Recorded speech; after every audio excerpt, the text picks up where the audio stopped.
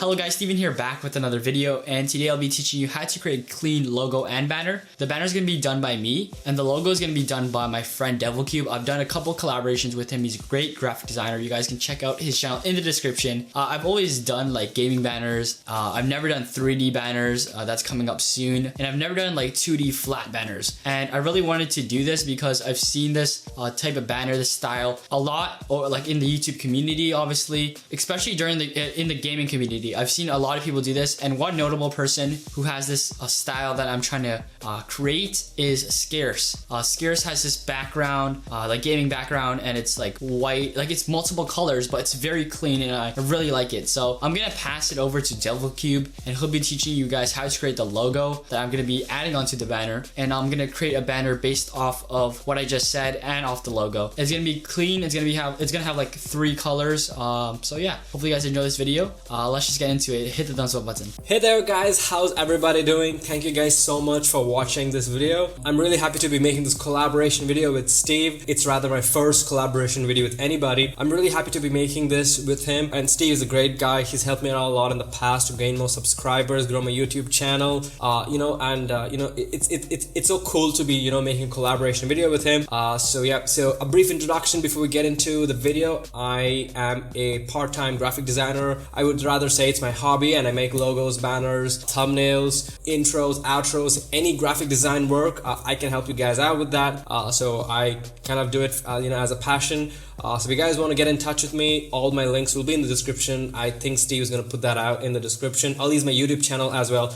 I also upload a lot of tutorials so you guys can learn and graphic designing and become good graphic designers. Alright, so let's get into the video. So in this part, I'm going to be teaching you guys how to make a logo in Illustrator. So this is actually a logo which I made for a client recently, and it's called a negative space logo. I'm going to explain as on when we go ahead and make the video. And after this part, Steve is going to take over and he's going to use this logo and make a cool banner out of it. Alright, so let's get started. So here I am in Illustrator, and I'm going to go to File and click on New, and I'm going to open up a simple blank document. So I'm going to set it to probably 1000 by 1000 pixels. I'm going to set the units to pixels and click OK. Now we have this nice white background. So the first thing I'm going to do is I'm going to go ahead and grab my rectangle tool over here, and I'm going to go ahead and just draw this nice box. Now I'm going to click here and turn the stroke to none, and the fill color I'm going to put it to probably a dark black. Alright, so we have a rectangle over here. So I'm going to create the P part, the curve part. So what I'm going to do is I'm going to go ahead and grab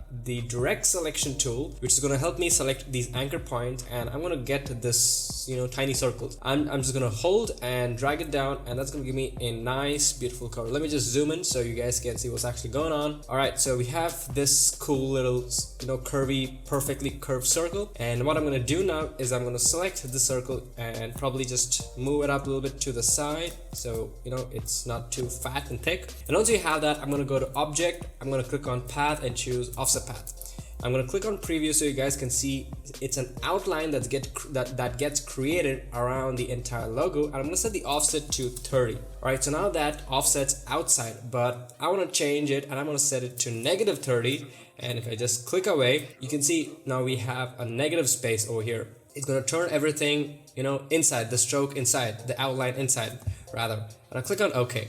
So now we have 2 parts. So we have a smaller part and a bigger part. So once we have that, I'm going to select the smaller part again. I'm going to go Object, Path, Offset Path, and I'm going to do the same thing again. So now we have another cut. So basically we have 3 different shapes. Now with all these 3 selected, and make sure you're on the Move tool by pressing V on the keyboard.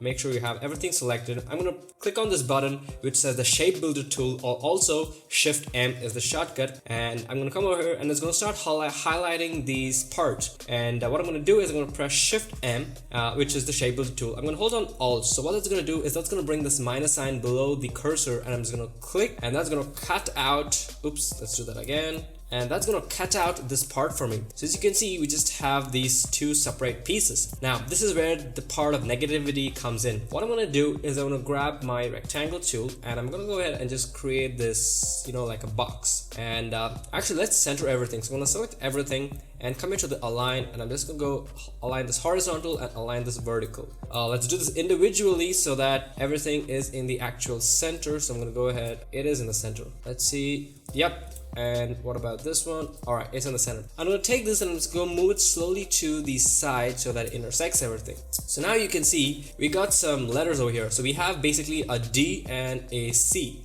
So the C is basically the cutout over the D, which is giving it, you know, the negativity feel, and that's why these logos are called negative space logos. I can go ahead and make this a little bit more thicker just by holding down Alt, and I'm gonna get a little bit more definition to the C. You know, the C becomes more evident.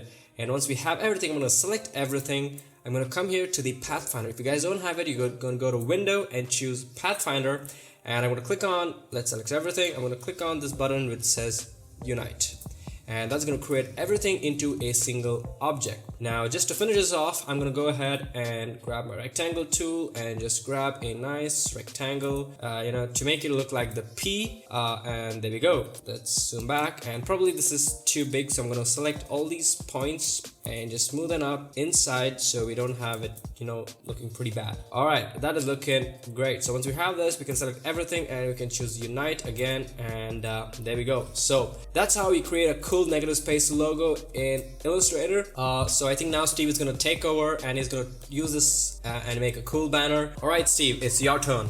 So now that Devil Cube is done creating the logo in Illustrator, I'll be creating the banner in Photoshop. It's just a lot more specialized for that type of stuff. A lot of people create logos and Illustrator is just easier. It's more efficient that way. Like a lot of people edit in Premiere Pro, like edit videos, but wouldn't do that in After Effects, if you guys know what I mean. So that's the reason why I'm on Photoshop and not Illustrator to create this banner. I just wanted to mention that if I'm going too fast at any point in this video, just feel free to pause or ask questions. I'll be replying to almost all the comments. I can't really reach every single comment, but if there's any question you have, you can also reach me on any social media. I'll be in the description. I also want to mention that if we hit 500 likes on this video, I'll be releasing the template to the finished product in case you do not follow with the video or you just want an easier way to create a banner and you don't want to go through the hassle of creating it yourself. It's a Photoshop file, so you must have Photoshop or GIMP or Photopea to open this file. I just wanted to mention that before I got started. So hopefully you guys enjoy the rest of the video. So the first thing I'm going to do is press File New. I'm in the CC 2017 version's a bit different, so that's why it looks like this. It may not look like your maybe like C6 version. You want to type in these dimensions: 12,560 by 1440 pixels, RGB color mode, and transparent background contents.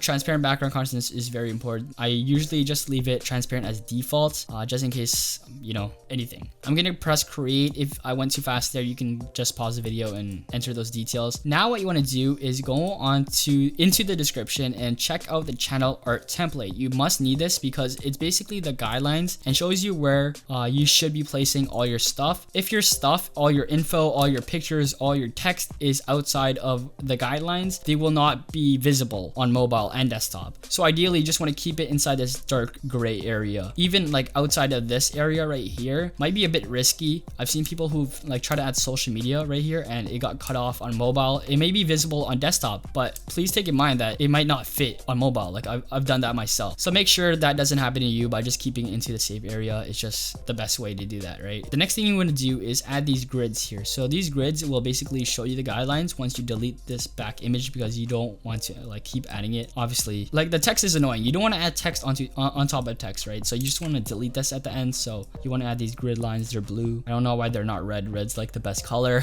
But if you're not able to get this and you don't know how to get these grids, you just want to press Control R and they'll show and hide them. And now you just want to delete this back right here, like delete this layer because you don't need it anymore because you know the guidelines, and just want to press delete. Make a new layer before you do that. And now you want to cover that right here with black or any color, and then Control and then Control E. So you like again, press Control on the second one and press Control E, and then they will both merge. And now you your banner. So this transparent area is where your banner is going to be and everything that's going to be visible, or anything before this line right there. Now what you want to do is make the background whatever color you want. Usually I stay with white or black, or very like neutral colors, you know, so it's pleasing to the eye. In this case, I'm going to do white just because the logo I'm using is black and I won't be able to see it if there's a black background. So one tip I have for you guys creating any banner is that if you have like white text, make sure the background's darker, because sometimes it's hard to see yellow text on a white background, you know what I mean? So even if you don't want to use black and white, maybe you want to use blue, right? Make sure that the background is dark, not just light blue, because you won't be able to see it. So that's just a tip I have. I'm pretty sure it's just common sense, right? Here, I'm gonna create the school circle. So what this circle will do is divide this banner into two, kind of, and it'll also let me add social media. Like it'll be very like symmetrical. It'll look really cool. So what I mean here is if you press a new layer, press on the pen tool and then just curve it. So to curve it, you just want to click on the other side and then just drag it. You want to do that, and then you just want to go around it and fill it. So right click and fill, and now you want to create black. Obviously that looks kind of weird right there, right? It's split into two. It looks cool kind of, but it looks kind of weird. Like it doesn't seem natural. It isn't transitioning to that white really nicely. So what I'll do is lower the opacity, and that's somewhat better. What will make this look even better is if I add what did I just say? What robot? What? Some sort of background. So I'll be doing that right now. And usually people will do this with gaming banners. I'll do this with this one right here. Unsplash.com, by the way, is a free to use image site. It's like one of the best I've seen. You don't have to give credit or anything. It's just free to use by these photographers. So you can either drag it in. If that doesn't work for you, you can copy it, like right click and copy it, or you can file and then place embedded, or place. Yours might say place. I'm sure the CS6 version has place and not place embedded. It might be different for everyone, but just move this to the bottom layer right here. Move this underneath here. Just move everything under this rectangle, and you just want to make it so it's as big as this entire thing right here. And right there you have it, and now you have it. And by the way, to resize images, you want to press Control T. This works for any sort of media. This works for text as well. And I just want to lower the opacity of this as well so it isn't so visible. So something like this. Already it looks really cool. I'm gonna place the logo right now and actually make this black and white because it's kind of ruining the theme. So let's just make this black and white. We're gonna place the logo, and the logo is gonna be placed where this is placed, this image right here, on this black and white area. Or maybe it should be placed there. I'm not sure. I'm gonna make it right here actually. And what I'll do is make it white just so it's a little bit more visible. There we have it. So this is the logo. It's right there. And as you can see, it's still within the borders, so we don't have to worry about anything. And to center it in the like horizontal middle right here, like so it's centered this way, you can either snap it into place, or you can press Control A, layer, align layers to selection, and vertical centers. And then press Control D to deselect once you're done. So now that we have the logo here and we have a background image somehow relating to the logo or the channel, now you want to add social media. And this is a great sort of layout for social media actually, because you have the logo here and now you can add it right here. Usually what people will do is just freestyle it and just add social media anywhere. I like to keep it very symmetrical, very clean. So what I'll do here is I'll make another rectangle tool. I'll make this either a color or lighter than this. So I'll just make it lighter than this. I'll make a new layer, and then I'll just make a rectangle right here until this point, because nothing beyond this point can be seen anyways. And then I'll lower the opacity a bit. So right there, now I just want to cut this so it's a little bit like it actually curves now, like it isn't totally a box, you know. So I'll just cut it here. My bad. I accidentally made a shape instead.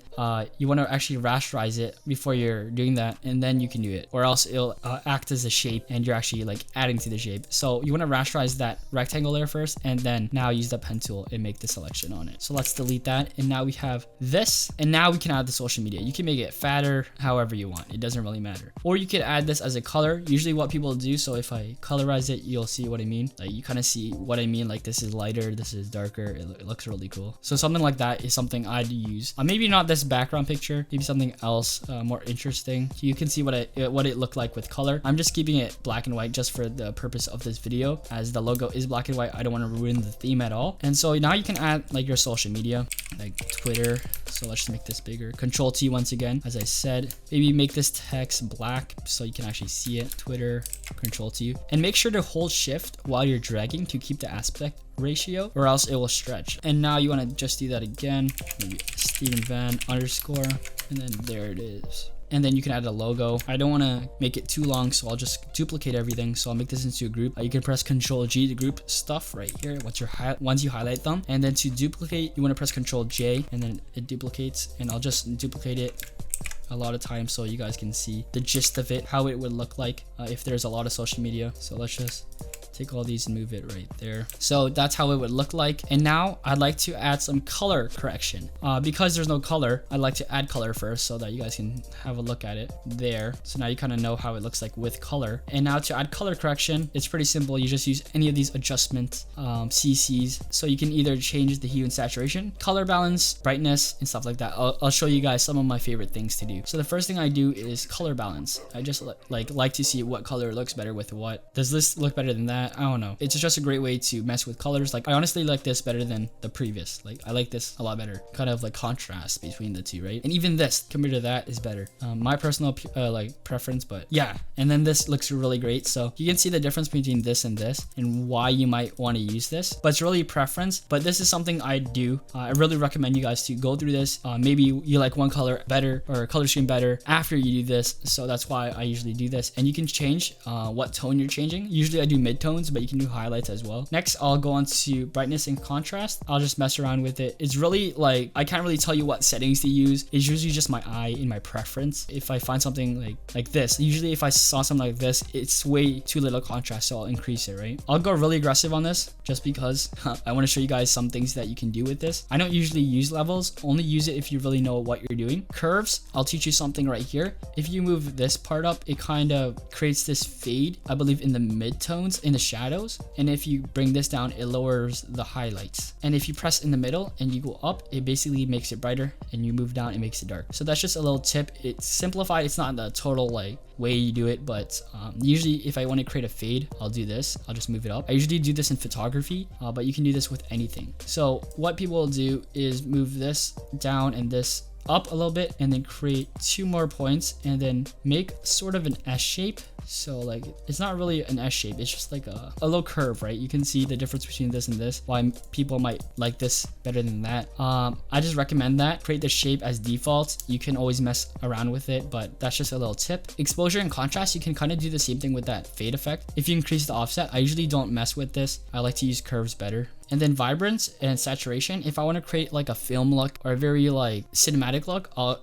increase the vibrance but then decrease the saturation, so it kind of pops but there's less color. I'll keep it like that. And then at the end of everything, I'll be changing the hue and saturation to see if I like another color better than another. Maybe something like, maybe I changed my mind or something, or I kind of like a look better. Like obviously it doesn't always have to stick with one color, like the one I start with. You change your mind all the time, so I like this better. And so if I group all these and then I hide them, there's a big difference between what I just showed you and what I started with. You know, it really depends on what you like. And I just shared some of the best tips I have for you guys. I use the curves one a lot in color balance. I just recently used that a lot, as well as the vibrance. I usually just used exposure and brightness and hue and saturation, but I've transitioned to other things and I've been learning a lot, so I recommend you guys to do that as well. But now, just to end off the video, I'm gonna show you guys one last thing to do, and it's lighting. A lot of people get lighting off, me too sometimes, but I'm gonna show you some things that I've learned. I've included this in a lot of my tutorials, but because this is like a really 2D banner, I don't want to really mess it up. Lighting can kind of create a different look to it than I first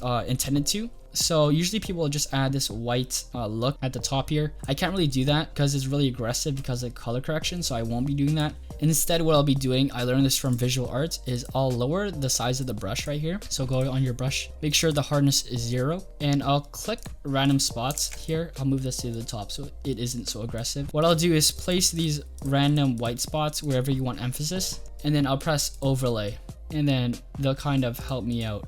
Usually it only works when there's a dark background. Usually on a light background it looks awkward, so I'll just erase it on this side. But as you can see on this side right here, right? Look closely with and without. There's a big like difference. And if there's like an object like this woman right here, if there's something in the background, you can always make them like have an overlay over it, and it looks really cool. Or maybe where your logo is, like that, or maybe where it ends. I don't know. That's the end of the video. I'll show you guys the final version. I forgot to mention a few things. The white, like the right side was a little bit too white, so I lowered the opacity so that it was a little bit closer to the left side in terms of darkness. And same thing with that white. social media strip. You had to make it a little bit lighter, a little bit darker, so that it kind of fits, because the two sides kind of were too different. One was white and one was very dark. Instead of that, I would have wanted it to be very similar in like color, but different shades of it. So yeah, I'll show a final version right now to show you guys how I would look like and how I intended it to look like in after finishing it all. And please take in mind that I didn't use any stocks or anything. I made this straight in Photoshop with a help of an image. I use stocks and graphics packs for my videos, but I started from scratch this time. So yeah, hope you guys enjoy this video. Check out DevilCube in the description. 500 likes for the template. My name is Steven, and I'll see you in the next one.